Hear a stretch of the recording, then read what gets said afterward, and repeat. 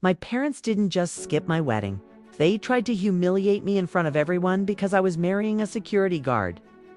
But what they didn't know was that one 10-second clip would destroy their reputation forever.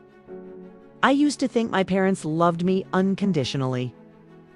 Growing up, they always made it clear that image mattered more than anything. We weren't just a family, we were a brand. My father was a well-known businessman. My mother lived for social status and charity events. And me, I was their perfect daughter. Top grades, perfect behavior, the kind of life they could proudly show off. But everything changed the day I met Daniel. I met him in the most unexpected place, the parking lot of my office building. It was late. I had stayed overtime again. As I walked to my car, I noticed him standing by the gate, calm and observant. "Long day?" he asked. I remember rolling my eyes at first, not because of him, but because I was exhausted. "Isn't it always?" I replied. He smiled, not in a fake polite way, but like he actually understood. That was Daniel.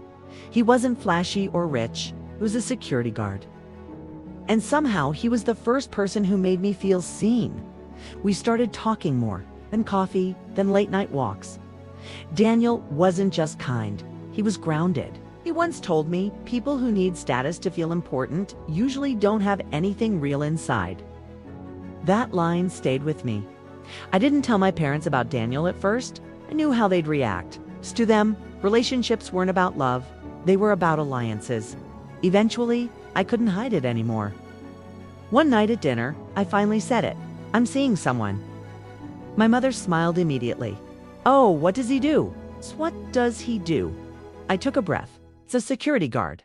Silence. My father slowly put down his fork. "I'm sorry, what?" "He works security at my office building," I said. My mother laughed. Actually laughed. "Oh, that's funny. Now tell us the real answer." I am telling you. The disappointment on their faces turned into something worse. Disgust. My father stared at me like I had just ruined everything. He said coldly, "The point is that people like us don't marry people like him." I looked at them and didn't feel small. "I love him," I said. My mother shook her head. "You're confused. If you continue this, don't expect our support." I didn't hesitate. Don't need it. Things got worse. They started calling me constantly, trying to pressure me.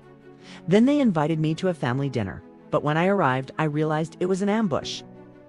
3 other wealthy families were there. I stood there, stunned. Too late, right? I'm already embarrassing because I love someone who isn't rich. I walked out that night. I told Daniel everything. He just said, "Then let's build something they can understand." A few months later, Daniel proposed. No fancy ring, just him, standing under the same parking lot lights where we first met. When I told my parents, my father said, "You're making the biggest mistake of your life."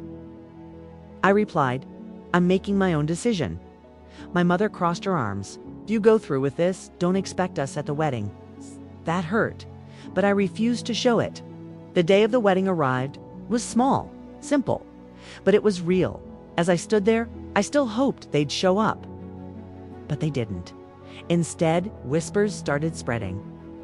People were checking their phones. Then I saw it, a video. My parents at a social event laughing. My mother saying I'd rather die than attend that wedding, just throwing her life away. The video spread fast. Public humiliation. But Daniel held my hand tighter. "Finish this," he whispered.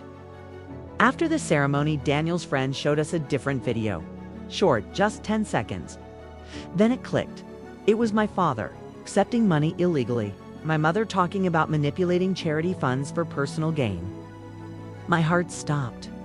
Daniel looked at me. "Didn't want to tell you, but the company I work for isn't just security. They investigate high-profile financial crimes." The 10-second clip spread faster than anything. Within hours, my father's company was under investigation. Their reputation destroyed. The same society they tried to impress turned on them instantly. Calls stopped. Invitations disappeared. And suddenly, they were alone. A week later, they showed up at my door. Not powerful, but desperate. Please, my mother said. You have to help us. I looked at them calmly. Help you? My mother's voice broke. We're still your parents. I nodded. You made that very clear. You chose your image over your daughter. You made your choice, I said. I'll live with it. I closed the door. Months later, life was different. Peaceful, Daniel and I built something real. No fake smiles, no pressure, just truth.